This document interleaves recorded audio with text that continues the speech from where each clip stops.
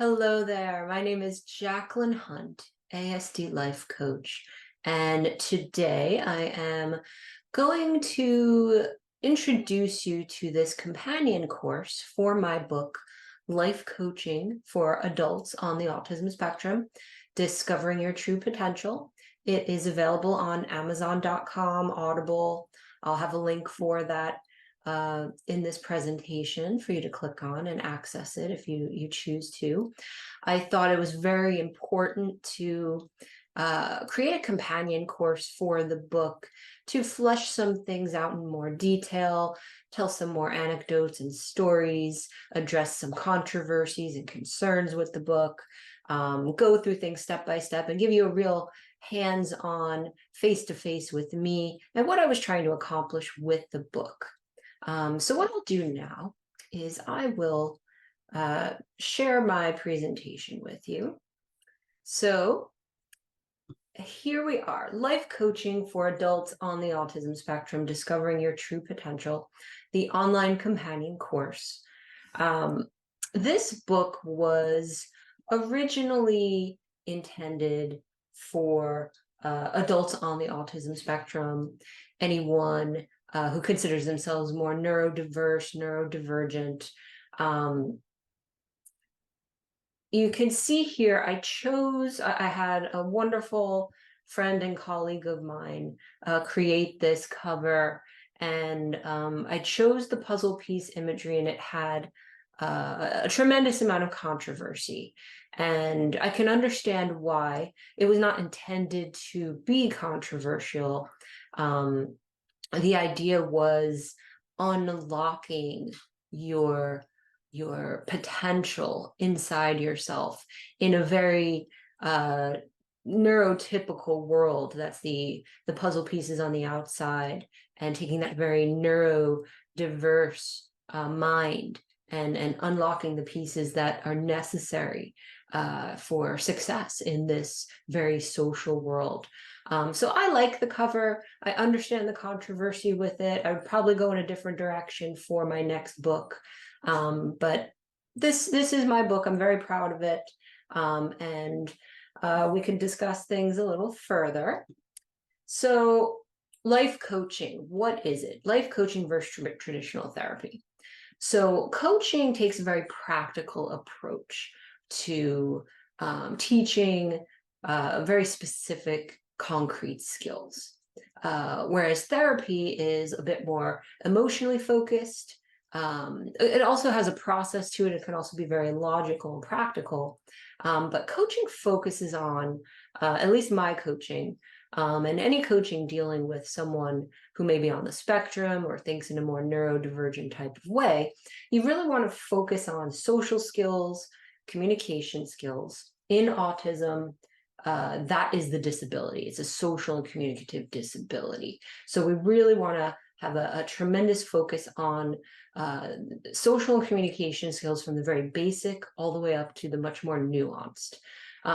We want to work on building independence. We want to work on building healthy, safe relationships from the ground up, all the levels of friendship, and we'll get into that much later on this presentation.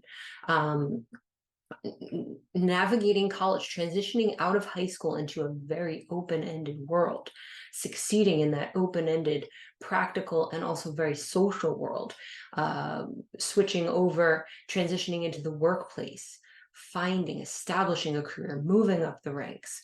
And then the final area we tend to work on at length is executive functioning skills, your day-to-day life skills, managing your life, whether it's budgeting, scheduling, organization, calendars, prioritization.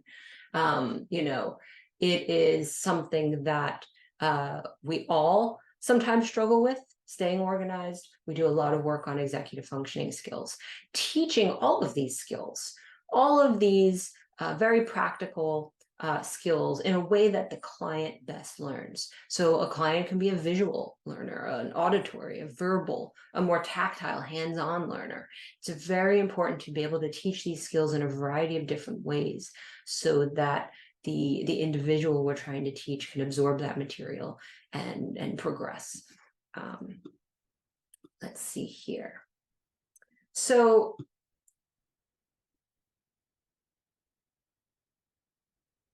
a typical therapist.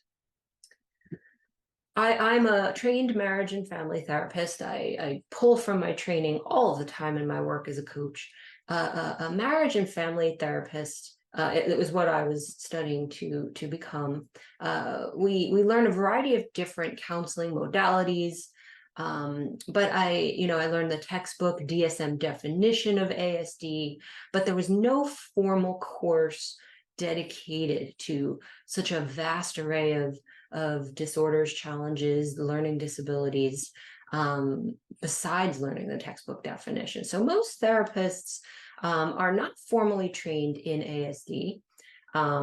The definition of ASD is taught in an abnormal psychology course. I don't feel that touching upon it the same way you might touch upon depression or anxiety is enough to truly understand what it means in the everyday lives of people on the spectrum. Therapy is centered on working through emotions, through all those different modalities of treatment. You can have solution focused, cognitive behavioral, the list goes on and on, psychotherapy. Usually when we're working on concrete practical skills, we're taking a very behavioral and step-by-step approach, which is a bit different from standard therapy practice designed for neurotypical minds.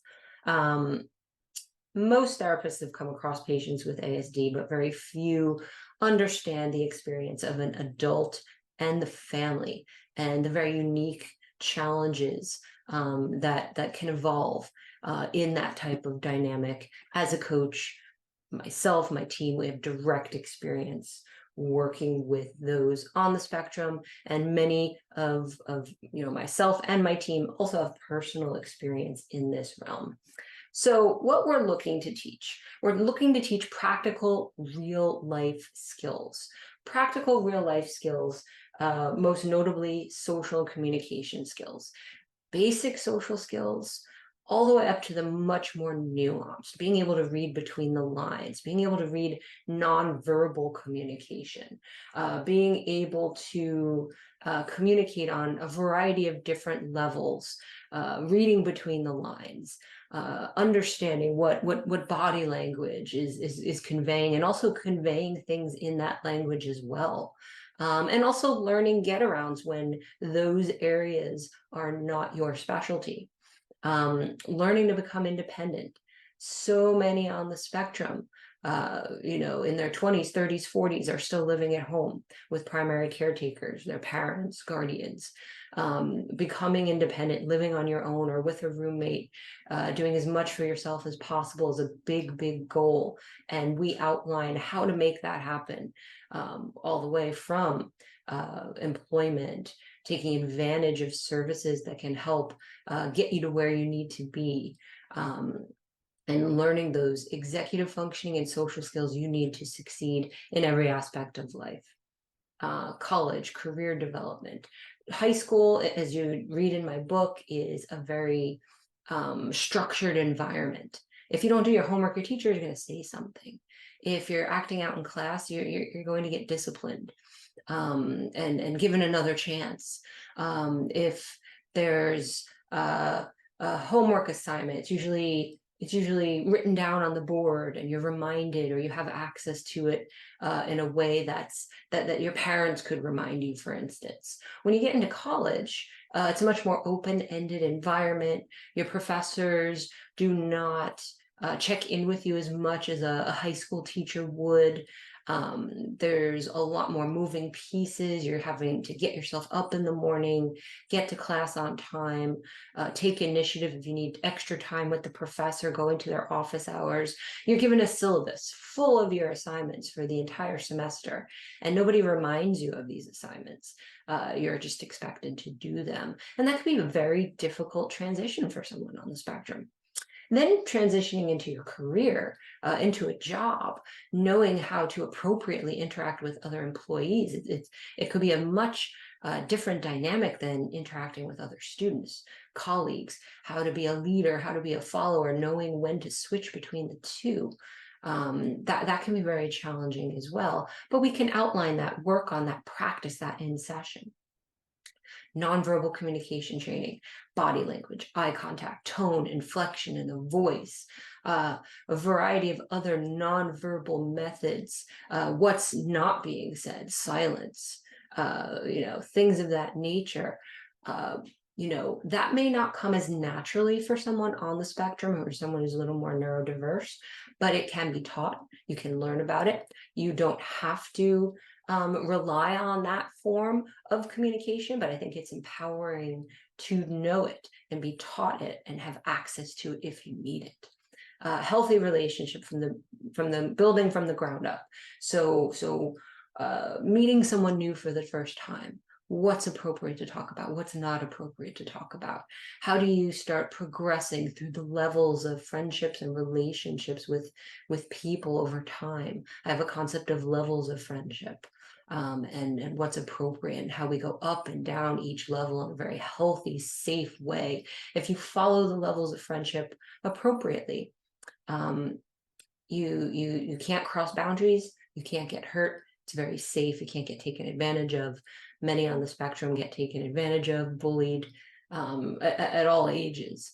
And so learning how to find, seek out, and build healthy, safe relationships is key. And then those executive functioning skills, prioritization, I think, is huge. Where to start, how to start. Calendars, organization, being on time.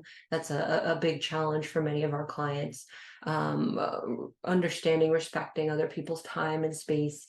There's a lot that goes into executive functioning skills, but those are all the skills outside of just being social that you need to survive in this world. So we're really working on practical skills versus those therapeutic techniques. Therapeutic techniques are wonderful. They help so many, but we do focus on things in a very practical, concrete way. There is some emotional processing, of course, that's just intertwined. And in many cases, I would work with a client who also has a therapist or a team of professionals behind them, working on those other aspects and staying on the same page as that professional. So that's very, very important. So that is what coaching is all about, really focusing on those practical skills, much, much different than the therapeutic experience, but there is overlap between both professions. Very difficult to find a therapist with this type of training, but not impossible. The world is changing, the world is growing. There are more and more coaches like myself cropping up out there. I have a very large team, very diverse team of professionals, because the demand and need for this type of skill training is necessary and needed in the world today. And so, I've written this book initially for the adult on the spectrum, or neurodiverse adult. And I have found it has become very popular with parents. Parents are often the first people who reach out for help for their adult son, daughter, and push to seek out that help and push to help get their children more independent and happy and functioning in society.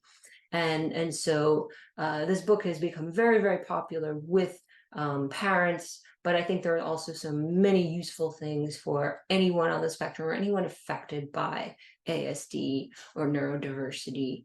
And we will continue to go through that here.